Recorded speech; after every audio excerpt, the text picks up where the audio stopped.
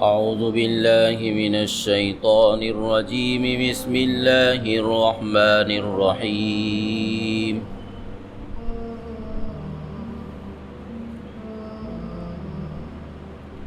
ولا تقولن لشيء إني فاعل ذلك غدا إلا أن يشاء الله. واذكر ربك إذا نسيت وقل عسى أن يهديني ربي لأقرب من هذا رشدا. ولبثوا في كهفهم 300 سنين وازدادوا 9. قل الله أعلم بما لبثوا له غيب السماوات والأرض أبصر به وأسمع ما لهم من دونه من ولي ولا يشرك في حكمه أحدا.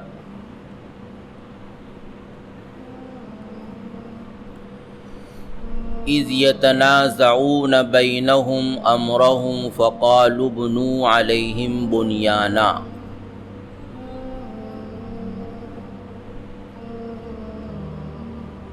جب یہ نوجوان غار سے بیدار ہوئے اور شہر والوں کو ان کی تاریخ اور ہسٹری کا پتہ چلا تو لوگ ان کا انتہائی اکرام کرنے لگے، احترام کرنے لگے. اور یہ وہ لوگ تھے کہ جو ایک زمانے میں اپنی جان بچانے کے لیے چھپتے چھپاتے شہر سے نکل گئے تھے، لیکن آج ان کا یہ حال ہے کہ پورا کے پورا شہر اور دور دور سے لوگ آ کر ان کی زیارت کر رہے ہیں، ان کا احترام اور اکرام کر رہے ہیں. حتیٰ کہ جب اللہ تبارک و تعالیٰ نے ان کو موت دے دی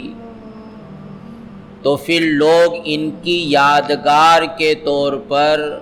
عمارت بنانے کو کہہ رہے ہیں کہ ایک میموریل بنائیں گے، ایک یادگار عمارت بنائیں گے کہ اس عمارت کو دیکھ کر لوگوں کے درمیان ان کی یاد تازہ رہے گی. لیکن دوسرے لوگوں کی رائے یہ تھی کہ محض ایک بلڈنگ اور عمارت بنانے سے کیا فائدہ، عمارت برائے عمارت یہ تو فضول ہے، اس میں نہ کسی کا بھلا ہے نہ کسی کا فائدہ ہے. اس لیے ہم چاہتے ہیں کہ ان کے نام کی یہاں ایک مسجد تعمیر کر دی جائے کہ جس خدا کی عبادت کے لیے انہوں نے اتنی بڑی قربانی دی تھی اس خدا کے نام کی یہاں مسجد بنانی چاہیے. چنانچہ ان لوگوں نے یہاں ایک مسجد تعمیر کر دی ان کے غار پر، تاکہ جب تک یہ مسجد رہے گی وہاں تک ان کا نام زندہ رہے گا اور لوگ ان کو یاد کریں گے. اور جس خدا کی عبادت کے خاطر ان لوگوں نے اتنی بڑی قربانی دی تھی تو اس خدا کی عبادت ہوتی رہے گی. لیکن قرآن یہ کہہ رہا ہے کہ ربہم اعلم بہم، کہ ان لوگوں نے اپنے اعتبار سے ان کی یاد کو تازہ رکھنے کی کوشش کی، لیکن اللہ تبارک و تعالیٰ کے یہاں اس کے علم ازلی میں اس کی یاد پہلے سے موجود تھی، اور اللہ تبارک و تعالیٰ قیامت تک ان کی یاد کو ایسا تازہ رکھنے والا تھا کہ کوئی مٹانے سے بھی ان کا نام مٹ نہیں سکے گا. چنانچہ یہی ہوا کہ یہ جو عمارت بنائی گئی یا یہ مسجد بنائی گئی آج یقینی طور پر کسی کو بھی معلوم نہیں ہے کہ وہ کہاں ہے. ایک انگریز ہسٹورین مورخ گزرا ہے، اس کی ریسرچ کے مطابق یہ ترکی کے شہر افسوس میں واقعہ پیش آیا تھا، لیکن جو تازہ ریسرچ ہے اور سب سے آخری ریسرچ ہے اس کے مطابق یہ جارڈن کے شہر عمان میں یہ واقعہ پیش آیا تھا، اور 7 سلیپرز کے نام سے یہ واقعہ ہسٹری میں موجود ہے۔ اور اگر آپ گوگل پر بھی سرچ کریں گے 7 سلیپرز تو وہاں جارڈن کے شہر عمان کا ایک غار نظر آئے گا۔ جب لوگ جارڈن یا اردن جاتے ہیں ٹورسٹ کے طور پر تو وہ اس جگہ کو بھی جا کر دیکھتے ہیں، لیکن یقینی طور پر کسی کو معلوم نہیں ہے، سب کچھ مٹا گیا، لیکن اللہ تبارک و تعالیٰ نے اپنے عظیم کلام میں ان کے اس واقعے کو بیان کر کے قیامت تک کے لیے ان کی یاد کو تازہ رکھا ہے، اور وہ زندہ ہیں جب تک کہ یہ کتاب زندہ ہے، اور ظاہر ہے کہ یہ کتاب اللہ کی کتاب ہے۔ اللہ کی ذات جیسے حی و قیوم ہے تو اس کی کتاب بھی حی و قیوم ہے، کبھی ختم ہونے والی نہیں ہے۔ تو اس طرح ان لوگوں کی اللہ تبارک و تعالیٰ نے قدردانی کا نظام فرما دیا، اور ایمان والوں کے لیے اللہ کی طرف سے جو اجر حسن کا وعدہ ہے وہ وعدہ پورا ہو کر رہا، اور ان کی اہمیت اتنی ہو گئی کہ لوگ ان کی تعداد کو گننے میں بھی اختلاف کرنے لگے، اور نصارہ کے مختلف فرقے الگ الگ پارٹیاں وجود میں آئیں، یعقوبیہ، نستوریہ وغیرہ وغیرہ، کہ کچھ لوگ کہتے ہیں کہ یہ 4 آدمی تھے، کچھ لوگ کہتے ہیں کہ یہ 5 آدمی تھے، اور بڑی بات یہ ہے کہ ان کے ساتھ جو کتا تھا تو اس کتے کو بھی شمار کرتے ہیں، یعنی ان کی اتنی اہمیت ہو گئی کہ ان کے ساتھ رہنے والا کتا بھی ان کی جماعت میں شمار ہونے لگا، اور یہ صحبت کا اثر ہے۔ اسی لیے ایران کے ایک مشہور شاعر شیخ سعدی گزرے ہیں، جن کی بہت سی کتابیں ہمارے مدارس میں پڑھائی جاتی ہے، کریمہ، گلستاں، بوستاں، فارسی میں لکھی ہوئی کتابیں، اور بڑے اللہ والے تھے، اور وہ چھوٹے چھوٹے جملوں میں بڑی نصیحت کی اور کام کی بات کہہ کر جاتے ہیں۔ تو انہوں نے اصحاب کہف کے کتے کا تذکرہ کیا اور کہا کہ ایک طرف تو نوح کا بیٹا تھا کہ پیسر نوح بابدا بے نشست خاندان نبوتش گم کرد، کہ نوح علیہ السلام کا بیٹا کہ جو برے لوگوں کے ساتھ رہا اور اپنے والد کے ساتھ اور مسلمانوں کے ساتھ نہ رہا، تو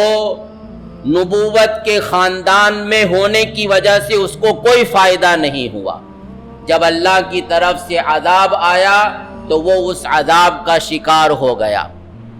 اور فرمائے کہ دوسری طرف سگے اصحاب کہف روزے چند پے نیکاں گرفت مردم شد، کہ اصحاب کہف کا کتا ایک ذلیل اور حقیر جانور ہے، لیکن وہ چند دن نیک لوگوں کے ساتھ رہا تو اس کا شمار بھی لوگوں میں ہونے لگا۔ یعنی ایک طرف نبی کا بیٹا ہے، انسان ہی نہیں بلکہ نبی کا بیٹا ہے، خاندان نبوت کا ایک فرد ہے، لیکن اس نے جب نبوت کے خاندان کو چھوڑا اور برے لوگوں کے ساتھ رہا تو جانوروں سے بھی بدتر اس کا حشر ہوا کہ اللہ کے عذاب سے بچ نہ سکا۔ اور ایک کتا جیسا حقیر جانور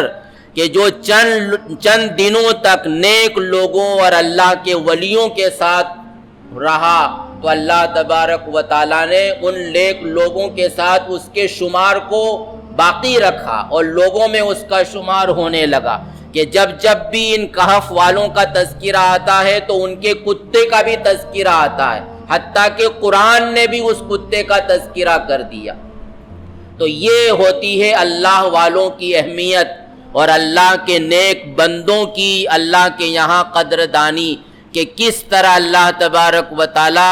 نہ یہ کہ فقط ان کے نام کو زندہ رکھتے ہیں بلکہ ان کے نام میں بھی تاثیر ہے۔ آج یہ اگرچہ ان کے نام معلوم نہیں ہیں، لیکن جو تاریخ میں جو نام آئے ہیں تو لوگوں کے یہاں ان کے ناموں کی بھی تاریخ ہے، اہمیت ہے، اور ان کے ناموں کا وظیفہ پڑھا جاتا ہے، اور ان کے ناموں کا وظیفہ پڑھنے سے اور ورد کرنے سے بھی لوگوں کو فائدہ پہنچتا ہے، یہ بزرگوں کا تجربہ ہے۔ تو یہ سب کچھ ہوا اس بنیاد پر کہ انہوں نے اپنے دین کی حفاظت کی اور اپنے ایمان کی حفاظت کے خاطر دنیا کی پرواہ نہیں کی، شاہانہ زندگی کو چھوڑ دیا، اور کسی طرح انہوں نے اپنی جان کی بھی حفاظت کرتے ہوئے اپنے دین کو باقی رکھنے کی کوشش کی، تو اللہ تبارک و تعالیٰ نے ان کے ساتھ یہ معاملہ کیا۔ یہاں نبی کریم صلی اللہ علیہ وسلم کو اور آپ کے واسطے سے ہم سب کو، سب مسلمانوں کو کہا جا رہا ہے کہ ان باتوں میں پڑھنے کی ضرورت بھی نہیں ہے کہ وہ کتنے تھے اور ان کا کتا کیسا تھا اور اس کا نام کیا تھا۔ کہا کہ یہ لوگ جو کچھ بھی کہہ رہے ہیں رجمم بالغیب، اندھیرے میں تیر چلا رہے ہیں، اٹکل کی باتیں ہیں، ان کے پاس اس کی کوئی سند، کوئی پروف نہیں ہے۔ ہاں، زیادہ قریب جو بات قرآن نے کہہ کر اس کی تردید نہیں کی ہے وہ یہ ہے کہ یہ 7 آدمی تھے، اور کتے کو شمار کرو تو 7 کے ساتھ 8 گویا یہ شمار ہوں گے، یقولون 7 وثامنهم کلبهم۔ لیکن بہرحال کہا جا رہا ہے کہ تعداد سے کوئی مطلب نہیں ہے، اللہ ان کی تعداد کو خوب جانتا ہے، اور اللہ نے جن لوگوں کو علم دیا ہے اور ایسے لوگ بہت تھوڑے ہیں، وہی اس حقیقت کو جانتے ہیں، لہذا اس سلسلے میں کسی سے بحث کرنے کی ضرورت نہیں ہے کہ قرآن نے ایک بات کہہ دی، اب کوئی آتا ہے اور کہتا ہے کہ نہیں ایسا ہے اور ویسا ہے اور تاریخ میں یہ لکھا ہوا ہے، تو اس کی کوئی اہمیت نہیں ہے۔ اس سلسلے میں بحث کرنے کی ضرورت بھی نہیں ہے اور تحقیق کرنے کی بھی ضرورت نہیں۔ لا تستفتی فیہم منہم احدا، کہ ان کے متعلق کسی سے پوچھنے کی بھی ضرورت نہیں ہے۔ یہ واقعہ بیان کرنے کے بعد آگے جو قرآن کہہ رہا ہے، جو اس وقت آیت تلاوت کی گئی، لا تقولن لشیء انی فاعل ذلک غدا الا ان یشاء اللہ، کہ ہرگز کسی بھی کام کے متعلق آپ نہ کہو کہ میں آئندہ کل یہ کروں گا، مگر یہ کہ انشاء اللہ بھی کہو، اور اگر تم بھول جاؤ تو اپنے رب کو یاد کر لو اور کہہ دو کہ عن قریب میرا رب مجھ کو اس سے زیادہ سیدھے راستے کی ہدایت دے دے گا۔ اور یہ لوگ اپنے غار میں 300 سال رہے اور انہوں نے 9 سال کا اور اضافہ کیا۔ کہہ دیجئے کہ اللہ تبارک و تعالیٰ ان کے ٹھہرنے کی مدت کو خوب جاننے والا ہے۔ اللہ ہی کو آسمان اور زمینوں کے غیب کا علم ہے، وہ بہت خوب دیکھنے والا اور بہت خوب سننے والا ہے۔ ان کے لیے اللہ کے علاوہ کوئی کارساز نہیں ہے، ولا یشرک فی حکمہ احدا، اور اللہ کے معاملے میں، اس کی حکومت و فیصلے میں کوئی بھی شریک نہیں ہے۔ چونکہ جو دجالی فتنہ ہے وہ سراسر مادہ پرستی کا فتنہ ہے، ظاہر پرستی کا فتنہ ہے، کہ انسان مکمل اعتماد کرے گا نظر آنے والے اسباب پر، اور اس کی وجہ سے نظر نہ آنے والی ذات اللہ تبارک و تعالی اور نبیوں کی تعلیمات پر اس کو یقین نہیں ہوگا، حتیٰ کہ وہ ظاہر پرستی میں اتنا مبتلا ہوگا کہ ظاہر پرستی کی وجہ سے اور مادی اسباب پر اعتماد کی وجہ سے اللہ پر یقین کرنے کو اور اللہ کی باتوں پر یقین کرنے کو وہ دنیا میں ایک حماقت کہا جائے گا، بے وقوفی کہا جائے گا۔ تو اس لیے اس موقع پر دجالی فتنے سے بچاؤ کا سامان سورہ کہف میں موجود ہے۔ تو جہاں اور باتیں کہی گئیں تو اس سلسلے میں یہ بات بھی کہی گئی کہ اصل میں دجالی فتنے کے شکار ہونے کی ایک علامت یہ ہوگی کہ انسان اسباب پر اعتماد کرتے ہوئے اللہ کو بھول جائے گا۔ چنانچہ کبھی کوئی کام کرنا ہوگا، اس کو کوئی ضرورت پیش آئے گی یا کوئی بات وہ کہنے کا وعدہ کر رہا ہوگا کہ میں آئندہ کل یا فلاں تاریخ کو یہ کام کروں گا، یہ بات کہوں گا، تو اس کو اپنی ذات پر اور اسباب پر اتنا اعتماد ہوگا کہ اس کو اللہ کی بھی یاد نہیں آئے گی، اللہ اس کو یاد ہی نہیں آئے گا، اور وہ بس اپنی ذات پر اعتماد کرتے ہوئے کہ میں تو کر لوں گا، میرے پاس پیسہ ہے، میرے پاس لوگ ہیں، لوگوں سے میرے تعلقات ہیں، میرا کام تو ہو ہی جائے گا۔ تو اسباب پر اتنا اعتماد ہوگا اور اس میں اتنا انہماک ہوگا کہ انسان اپنی اصل حقیقت کو بھی بھول جائے گا کہ میں تو اللہ کا بندہ ہوں، لہذا جب تک اللہ نہیں چاہے گا وہاں تک کوئی کام نہیں ہو سکے گا۔ تو اس لیے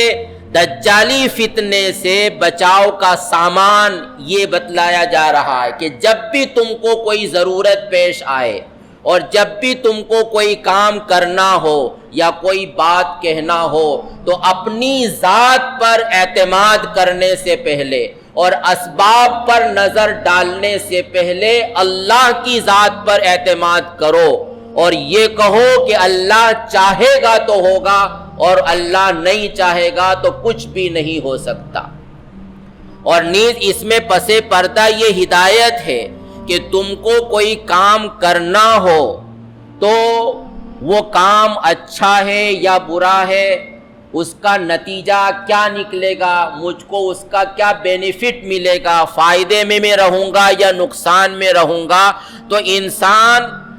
اسباب پر نظر کرتے ہوئے ریسرچ کرتا ہے، اس سے پوچھتا ہے، اس سے پوچھتا ہے، وہ دیکھتا ہے کہ اس کے پاس بہت اچھا تجربہ ہے، فلاں کوئی چیز خریدنا ہے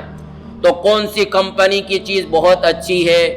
اور اس کا کون سا ڈیلر بہت اچھا ہے، اور جن لوگوں نے وہ چیز خریدی اور انہوں نے استعمال کی تو اس سے پوچھے گا کہ یہ کیسی ہے اور کیسی چلتی ہے۔ تو پوری انسان کی تگودو ان چیزوں پر ہوتی ہے۔ تو حکم یہ دیا جا رہا ہے کہ اپنی لوگوں کا منشا معلوم کرنے سے پہلے اللہ کی مرضی معلوم کرو،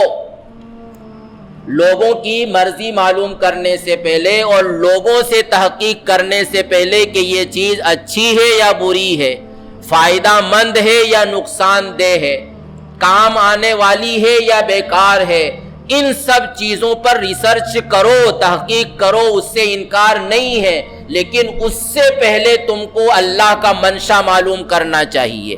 اللہ کی مرضی معلوم کرنا چاہیے کہ میں یہ جو کام کرنے جا رہا ہوں، میں جو پلان شروع کر رہا ہوں، میں جو کاروبار شروع کر رہا ہوں، میں جس جاب میں اپلائی کر رہا ہوں، جس جاب کے لیے اپلائی کر رہا ہوں، تو کیا میرے لیے یہ فائدہ مند ہے یا نہیں۔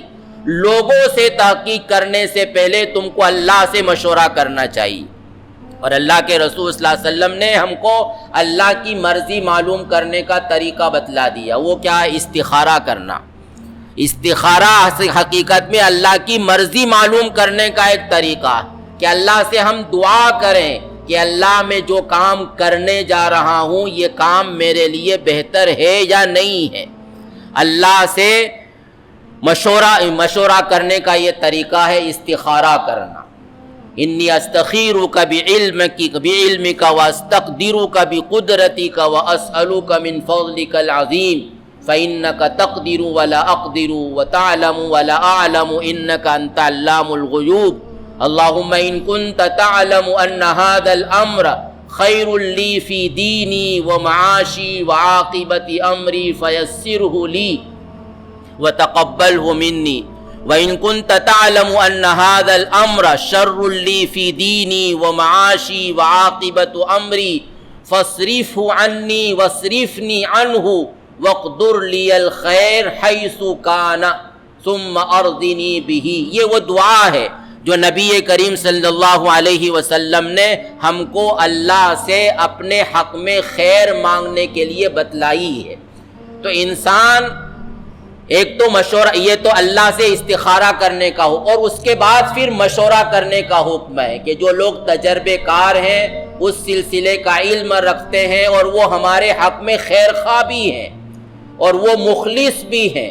تو ان سے مشورہ کرو اور اللہ سے استخارہ کرو۔ تو یہ تلقین کی جا رہی ہے۔ تو دجالی فتنے کے دور میں چونکہ مادہ پرستی کا غلبہ ہوگا، لوگ اللہ پر اعتماد کرنے کے بجائے لوگوں پر اور اپنی ذات پر اور اسباب پر اعتماد کر رہے ہوں گے، تو اس لیے یہاں یہ تلقین کی جا رہی ہے۔ اور پھر واقعہ کو ختم کرتے ہوئے کہا جا رہا ہے کہ یہ لوگ غار میں 300 سال رہے تھے اور 9 سال مزید رہے تھے، یعنی 309 سال یہ غار میں رہے۔ اب یہ عربی پڑھنے والوں کے لیے غور کرنے کا مقام ہے کہ قرآن نے جو کہا کہ 300 سال رہے اور 900 مزید، تو عربی میں عموماً اس طرح نہیں کہا جاتا ہے، تو یہاں یہ تعبیر کیوں اختیار کی وہ ایک الگ بحث ہے۔ وہ عربی پڑھنے والے اور تفسیر پڑھنے والے وہ ان کو جاننا چاہیے کہ اس میں کیا نقطہ ہے اس تعبیر میں۔ بہرحال قرآن نے یہ کہا کہ وہ 309 سال رہے تھے، اور کہا کہ اس سلسلے میں اگر کوئی بحث کرتا ہے تو بحث کرنے کی ضرورت نہیں ہے، اور کہہ دو کہ اللہ ان کی زیادہ جانتا ہے کہ وہ کتنے سال رہے تھے، کیونکہ اللہ تبارک و تعالیٰ ہی کو آسمانوں اور زمین کے تمام غیب کا اور پوشیدہ امور کا علم ہے، جہاں تک انسان کا علم نہیں پہنچ سکتا۔ اور اللہ ہی کی ذات ہے کہ وہ خوب دیکھنے والی اور سننے والی، یعنی یہ اشارہ ہے کہ یہ اللہ ہی تھا کہ جس نے جانوروں کے رہنے کی جگہ میں سال ہا سال تک ان انسانوں کی حفاظت کی۔ اتنے سال وہاں رہنے کی وجہ سے اللہ ان کی قوت بینائی ختم نہیں ہوئی، اور قوت سمع اور قوت شنوائی ختم نہیں ہوئی، ان میں طاقت رہی، وہ دیکھنے والے رہے اور سننے والے رہے، ان کے ہاتھ پیر کام کرتے رہے، ان کا دماغ معوف نہیں ہوا، حالانکہ 300 سال انہوں نے نہ کچھ کھایا نہ کچھ پیا۔ تو یہ کیوں؟ اس لیے کہ یہ اللہ کے پیچھے ان کی طاقت تھی، اور جب اللہ خود سمیع اور بصیر ہے تو وہ اپنی مخلوق میں سے جس کی چاہے ان قوتوں کو باقی رکھ سکتا ہے، اور جس کی چاہے وہ ان قوتوں کو سلب کر بھی سکتا ہے، چھین بھی سکتا ہے۔ تو یہ سب اللہ کا نظام ہے کہ اتنے سالوں تک اللہ تبارک و تعالیٰ نے ان کو زندہ رکھا۔ جیسے کہ سورہ بقرہ میں حضرت عزیر علیہ السلام کا واقعہ قرآن نے بیان کیا ہے کہ وہ 100 سال تک ان کو اللہ تبارک تعالیٰ نے موت دے دی، اور وہ 100 سال تک مرے رہے، اور 100 سال کے بعد ان کو زندہ کیا۔ تو اللہ نے ان سے کہا کہ تم جو اپنے ساتھ کھانا لے کر آئے تھے اس کھانے کو دیکھو، وہ ابھی بھی تر و تازہ ہے، اور تمہاری جو سواری تھی گدھا، وہ دیکھو وہ گل سڑ گیا، ہڈیاں اور اس کی ہڈیاں بھی گل گئی اور اس کی کھال بھی ختم ہو گئی۔ تو اب عقل میں آنے والی کیا بات ہے؟ کھانا جو پکا ہوا کھانا ہو وہ تو چند دن میں گل سڑ جاتا ہے، تو جو کھانا چند دن تک باقی نہیں رہ سکتا، اللہ تبارک و تعالیٰ نے 100 سال تک اس کھانے کو بالکل تر و تازہ رکھا۔ اور ایک گدھا کہ جو جی سکتا ہے، سالوں سال جی سکتا ہے، اس گدھے کو اللہ تبارک و تعالیٰ نے ایسا ختم کر دیا کہ اس کا گوشت، اس کی پوست، اس کی ہڈیاں تک ختم ہو گئی۔ تو یہ اللہ نے بتایا کہ یہ دی ہوئی حیات اللہ کی ہے، اللہ جس میں چاہتا ہے حیات باقی رکھتا ہے، اور اللہ جس سے چاہتا ہے جب چاہتا ہے اس زندگی کو چھین لیتا ہے۔ اور زندگی یہ تو ایک صفت ہے، ورنہ اللہ نے جتنی بھی قدرت دی ہے، دیکھنے کی قدرت، بولنے کی قدرت، سننے کی قدرت، تو اس واقعے سے یہی بتایا جاتا ہے کہ تم چاہے سائنس کچھ بھی کہے، ایک انسان کا میڈیکل رپورٹ کیا جائے اور یہ کہا جائے کہ گویا یہ 100 سال تک زندہ رہ سکتا ہے، یا اس کی آنکھ میں 50 سال تک کوئی تکلیف نہیں آئے گی، تمہاری ریسرچ جو بھی کہتی ہو، لیکن یہ تو اللہ کے حکم کے تابع ہے۔ جس میڈیکل رپورٹ نے یہ بتلا دیا تھا کہ اس کی آنکھ میں کوئی خرابی نہیں، اگر اللہ چاہے تو 1 سیکنڈ کے بعد اس کی اسی وقت تک آنکھ ختم ہو سکتی، اور اس کے برعکس ہو سکتا ہے کہ میڈیکل سائنس کی رپورٹ میں یہ بتلایا جائے کہ اس کی آنکھیں تو 1 سال کے اندر اندر چلی جائے گی، لیکن ہوتا وہ ہے جو اللہ چاہتا ہے۔ اللہ چاہے تو 100 سال تک اس کی آنکھوں کو کچھ بھی اس کے اندر کسی طرح کی کوئی کمزوری نہ آئے۔ تو یہ اصل میں یہ بتلایا جا رہا ہے، یعنی جو دجالی فتنے سے حفاظت کا سامان ہے وہ یہی ہے کہ مادی چیزوں پر اعتماد کرنے کے بجائے، خاص طور پر اس زمانے میں انسان کی یہ آزمائش ہوگی کہ اس مادیت کے فتنے کے دور میں وہ سراسر مادی چیزوں پر اعتماد کرتا ہے یا اللہ کی ذات پر اور اللہ کی طرف سے بتلائے ہوئے نبیوں کی تعلیمات پر اعتماد اور یقین کرتا ہے۔ کہا گیا کہ اللہ ہی ہے، ما لہم بہ من دونہ من علم، اللہ ہی ہے کارساز، اللہ ہی نے ان کو سالوں سال باقی رکھا، اللہ کے علاوہ وہاں کوئی طاقت نہیں تھی، ظاہر اسباب میں کوئی چیز نہیں تھی کہ جو ان کو زندہ رکھ سکتی تھی، اور وہ اللہ ہے کہ جس کے حکم میں دوسرا کوئی بھی شریک نہیں۔ تو یہ یہاں اب واقعہ ختم ہو گیا۔ اب آگے قرآن مجید نے کچھ ہدایات دی ہیں، وَاتْلُ مَا أُوحِيَ إِلَيْكَ مِن كِتَابِ رَبِّكَ۔ بظاہر یہ معلوم ہو رہا ہے کہ ان ہدایات کا واقعے سے کوئی تعلق نہیں ہے، لیکن حقیقت یہ ہے کہ اس کا بہت بڑا تعلق ہے، اور گویا دجالی فتنے سے بچنے کے لیے کچھ کلی اور اصولی ہدایات اللہ تبارک و تعالیٰ نے اگلی آیات میں دی ہے، جس کو ہم انشاءاللہ پڑھنے کی کوشش کریں گے اور سمجھ کر عمل بھی کریں گے۔ اللہ تعالیٰ ہمارے لیے آسان فرمائے۔ سبحان اللہ و بحمدہ، سبحانک اللہم و بحمدک، نشہد ان لا الہ الا انت، نستغفرک و نتوب الیک۔